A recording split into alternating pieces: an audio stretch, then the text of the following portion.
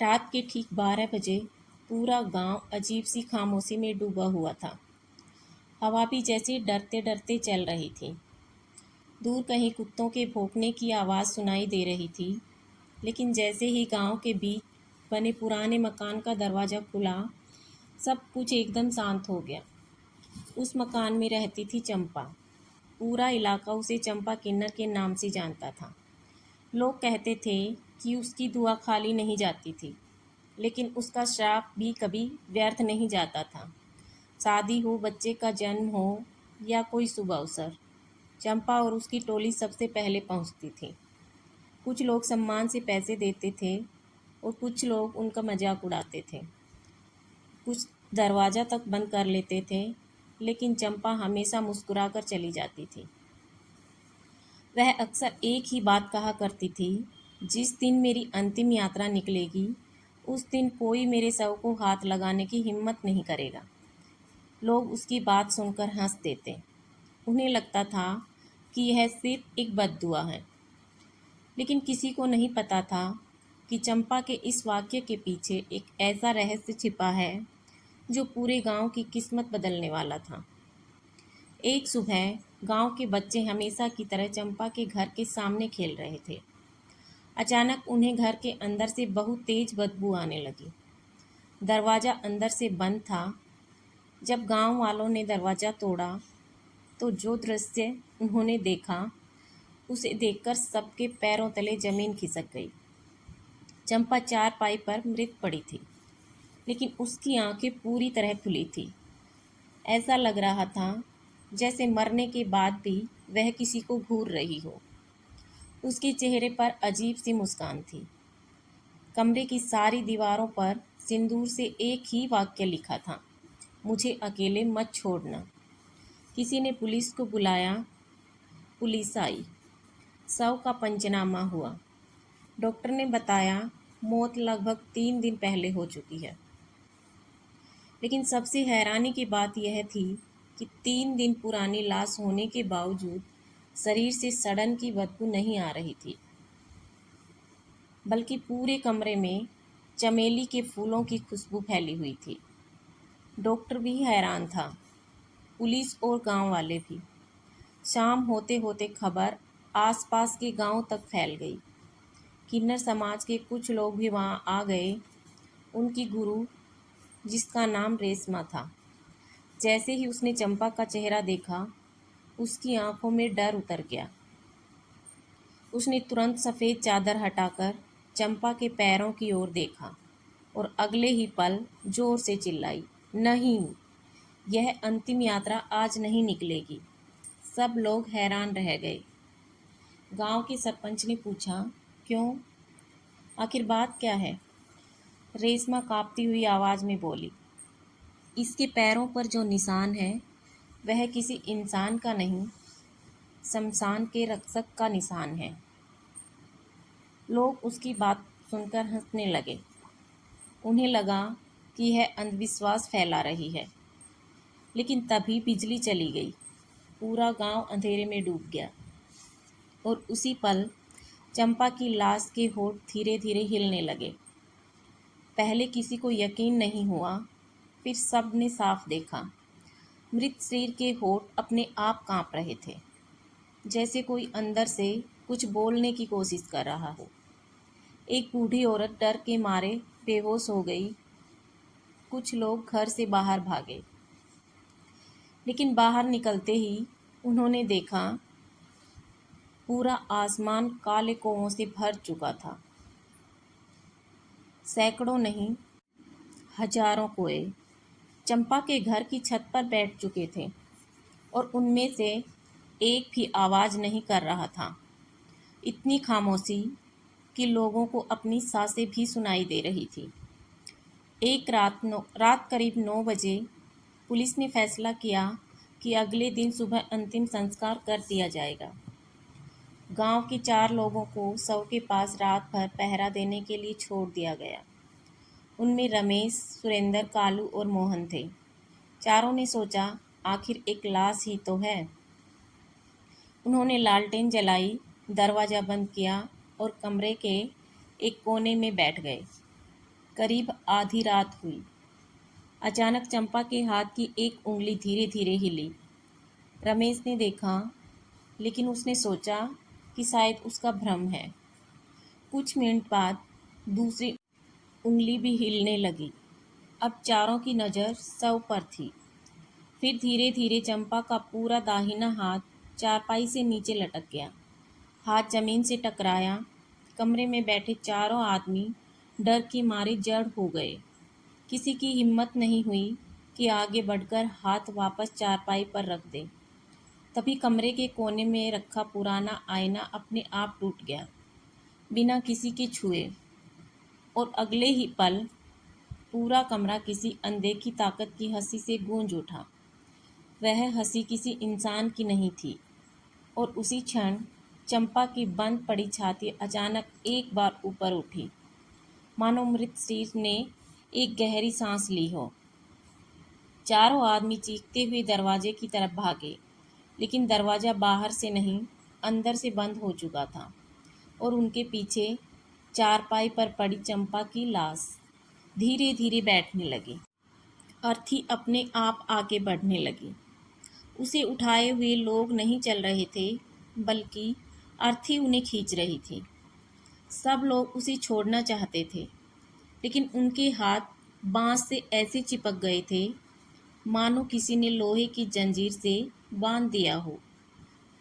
कुछ ही पलों में पूरी अंतिम यात्रा दौड़ती हुई शमशान के मुख्य द्वार तक पहुंच गई, और वहां एक बूढ़ा अघोरी पहले से खड़ा था। उसकी आंखें बंद थी, हाथ में खोपड़ी थी, और जैसे ही अर्थी उसके सामने रुकी, उसने बिना आंखें खोले कहा, तुम लोग बहुत देर कर चुके हो। अब सिर्फ चंपा की आत्मा नहीं, उसके साथ वह भी आ चुका है। इतना सुनते ही शमशान की बुझी हुई सभी चिताओं में एक साथ आग जल उठी, और राख के बीच से दर्जनों काली परछाइयां धीरे धीरे खड़ी होने लगी। शमशान की हर बुझी हुई चिता एक एक करके जल उठी। आग की लपटें आसमान को छूने लगी।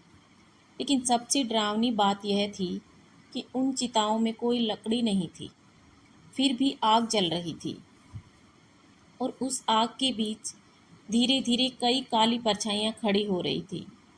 उनका कोई चेहरा नहीं था, कोई आंखें नहीं थी, बस जलती हुई राख जैसी आकृतियां, जो बिना आवाज किए चंपा की अर्थी को घूर रही थी। गांव वाले घबराकर पीछे हट गए, लेकिन उनके पैर जैसे जमीन में धंस चुके थे। कोई भाग नहीं पा रहा था। तभी शमशान के द्वार पर खड़े बूढ़े हगोरी ने अपनी आंखें खोली। उसकी आंखों में सफ़ेद रंग के अलावा कुछ नहीं था। वह धीरे धीरे अर्थी के पास आया। उसने चंपा के माथे पर हाथ रखा और गहरी सांस लेकर बोला, जिसका मुझे वर्षों से डर था, आज वही होने जा रहा है। सरपंच कांपती आवाज में बोला, बाबा, आखिर यह सब क्या है? अघोरी ने राख उठाकर अपने माथे पर लगाई, फिर बोला, आज से लगभग 35 साल पहले इसी शमशान में एक किन्नर को जिंदा जला दिया गया था। यह सुनते ही रेशमा गुरु की आंखों से आंसू बहने लगे। वह बोली, उसका नाम सुहानी था। अघोरी ने सिर हिलाया। हाँ, सुहानी निर्दोष थी, लेकिन कुछ लालची लोगों ने उस पर तंत्र मंत्र का झूठा आरोप लगाया। उसे गांव से घसीटकर यहाँ लाया गया और जीवित ही चिता पर बैठा दिया गया। गांव के बुजुर्गों ने सर झुका लिया, क्योंकि वे उस घटना के गवाह थे। मरने से पहले सुहानी ने सिर्फ एक बात कही थी, जिस दिन किसी किन्नर की अंतिम यात्रा इस शमशान में अकेली आएगी, मैं लौटूंगी, और जिसने भी मेरा दर्द देखा लेकिन आवाज़ नहीं उठाई, उनकी 7 पीढ़ियां रोएंगी। उस दिन के बाद इस शमशान में कभी किसी किन्नर का अंतिम संस्कार नहीं हुआ। किन्नर समाज अपने मृत साथियों को दूसरे शहर ले जाने लगा, लेकिन चंपा ने मरने से पहले अपनी गुरु से एक वचन लिया था, मेरा अंतिम संस्कार इसी शमशान में करना, क्योंकि अब समय आ गया है सुहानी को मुक्त करने का। रेशमा रोते हुए बोली, मैंने सबको रोका था, लेकिन किसी ने मेरी बात नहीं मानी। अघोरी ने कहा, अब सिर्फ दो रास्ते हैं, या तो सुहानी की आत्मा हमेशा के लिए मुक्त होगी, या यह पूरा गांव उसके श्राप में फंस जाएगा। इतना कहते ही चंपा की अर्थी जोर से हिलने लगी। सफ़ेद कपड़ा अपने आप हट गया। चंपा की आंखें खुल चुकी थी, लेकिन इस बार उन आंखों में काली पुतलियां नहीं थी, सिर्फ धधकती हुई लाल रोशनी थी। उसके होठ हिले। वह आ गई। अचानक पूरे शमशान में इतनी ठंडी हवा चली कि जलती हुई चिताओं की लपटें नीली पड़ गई। राख का बवंडर उठा और उसके बीच एक औरत की आकृति दिखाई दी। उसका आधा शरीर जला हुआ था, साड़ी राख में बदल चुकी थी, चेहरा पहचान में नहीं आता था, लेकिन उसकी आंखों से लगातार खून के आंसू बह रहे थे। रेशमा गुरु घुटनों पर बैठ गई। सुहानी, वह आकृति कुछ नहीं बोली, बस धीरे धीरे आगे बढ़ती रही। जहाँ उसके पैर पड़ते वहाँ की जमीन काली हो जाती। गांव वालों में भगदड़ मच गई। जो भागने लगे वे कुछ ही कदम बाद फिर उसी जगह लौट आते, मानो शमशान ने उन्हें कैद कर लिया हो। अघोरी ने जोर से मंत्र पढ़ना शुरू किया। उसने चंपा के शरीर के चारों ओर राख का घेरा बनाया, लेकिन अचानक सुहानी की आत्मा ने एक भयानक चीख मारी। उस चीख से आसपास के सारे पेड़ एक साथ हिल उठे। कौओं का झुंड आसमान में उड़ गया और अघोरी कई फुट दूर जाकर गिर पड़ा। उसके मुंह से खून निकलने लगा।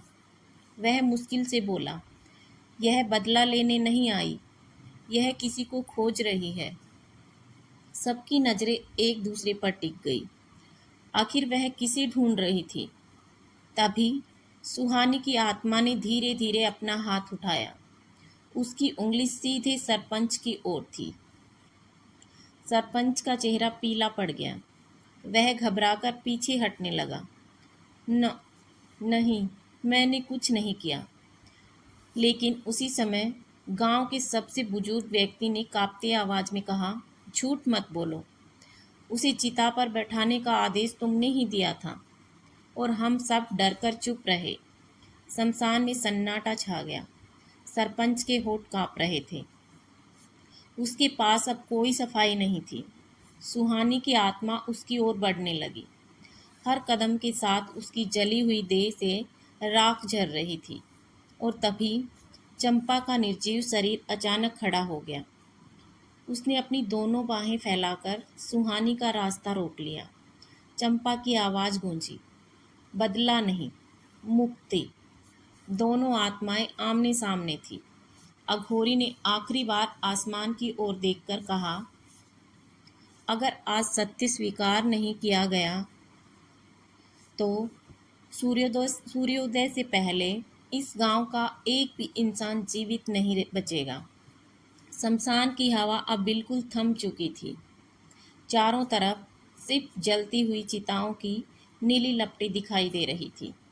चंपा और उसके सामने खड़ी सुहानी की आत्मा। दोनों के बीच कुछ पल का ऐसा सन्नाटा था जिसने पूरे गांव की सांसें रोक दी थी। अघोरी ने कांपती आवाज में कहा, सच स्वीकार कर लो, यही तुम सबकी आखिरी उम्मीद है। सरपंच की आंखों से आंसू बहने लगे। वह घुटनों के बल गिर गया। उसने दोनों हाथ जोड़ लिए। हाँ, मैं ही था जिसने सुहानी को तांत्रिक कहकर लोगों को भड़काया था।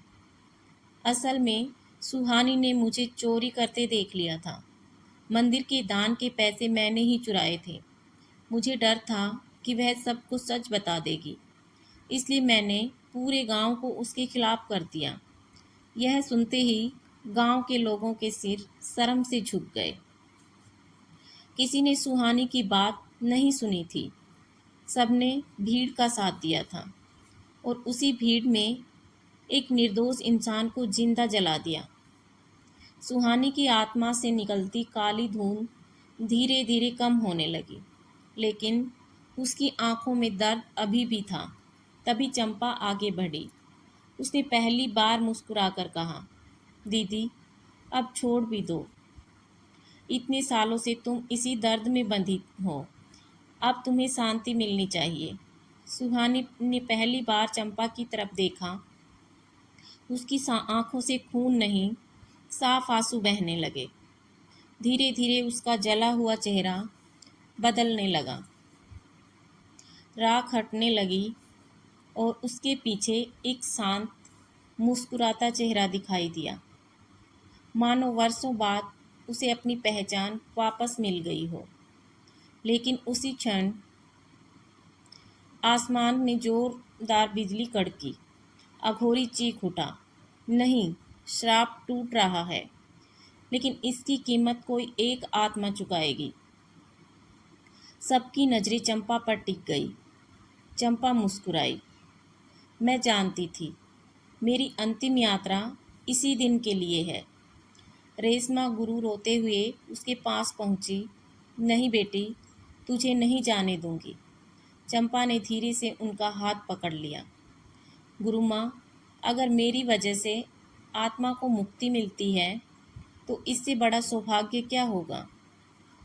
यह कहते ही चंपा के शरीर से एक तेज सुनहरी रोशनी निकलने लगी। वह रोशनी धीरे धीरे सुहानी की आत्मा में समाने लगी। दोनों आकृतियां प्रकाश में बदल गई। कुछ ही क्षणों बाद शमशान में फैली सारी काली परछाइयां एक एक करके गायब होने लगी। नीली आग बुझ गई। ठंडी हवा फिर से सामान्य हो गई और वर्षों बाद उस शमशान में पहली बार सुबह होने से पहले पक्षियों की आवाज़ सुनाई दी। जब सूरज निकला, गांव वालों ने देखा, चंपा का शरीर अब बिल्कुल शांत था। उसके चेहरे पर वैसी मुस्कान थी जैसी किसी इंसान के चेहरे पर गहरी नींद के बाद होती है। अघोरी ने धीरे से कहा, अब इसका अंतिम संस्कार करो। यह अब सिर्फ एक शरीर है। इसकी आत्मा अपना काम पूरा कर चुकी है। इस बार पूरा गांव आगे आया। जिस किन्नर को कभी लोग अपने दरवाजे पर अपमानित करते थे, आज उसकी अर्थी को कंधा देने के लिए एक दूसरे के आगे बढ़ रहे थे। शमशान में पूरे सम्मान के साथ चंपा का अंतिम संस्कार किया गया। चिता की आग शांत थी। कोई अजीब घटना नहीं हुई। बस आखिरी लपट उठते समय ऐसा लगा जैसे हवा में दो आवाज़ें एक साथ गूंजी हो, धन्यवाद। उस घटना के बाद गांव बदल गया। लोगों ने किन्नर समाज का सम्मान करना शुरू कर दिया। हर साल चंपा और सुहानी की याद में शमशान के पास दिए जलाए जाने लगे। कहा जाता है कि उसके बाद उस गांव में कभी कोई रहस्यमयी घटना नहीं हुई। लेकिन कहानी यहीं ख़त्म नहीं होती। लगभग 1 साल बाद एक नए परिवार में बच्चे का जन्म हुआ। किन्नर समाज आशीर्वाद देने पहुंचा। जैसे ही रेशमा गुरु ने उस नवजात को गोद में लिया, बच्चे ने उनकी उंगली कसकर पकड़ ली और बिना किसी वजह के मुस्कुरा दिया। उस मुस्कान को देखकर रेशमा की आंखें भर आई, क्योंकि वह मुस्कान बिल्कुल चंपा जैसी थी। रेशमा ने आसमान की तरफ देखा और धीरे से कहा, शायद कुछ आत्माएं कभी पूरी तरह विदा नहीं होती। वे लौटती हैं, डर बनकर नहीं, दुआ बनकर। उस दिन के बाद किसी ने फिर कभी चंपा की आत्मा नहीं देखी। लेकिन गांव के लोग आज भी कहते हैं, अगर किसी किन्नर का सम्मान दिल से किया जाए तो उसकी दुआ जीवन बदल देती है, और अगर किसी बेगुनाह का अपमान किया जाए तो उसका दर्द समय से भी ज़्यादा लंबा जीवित रहता है।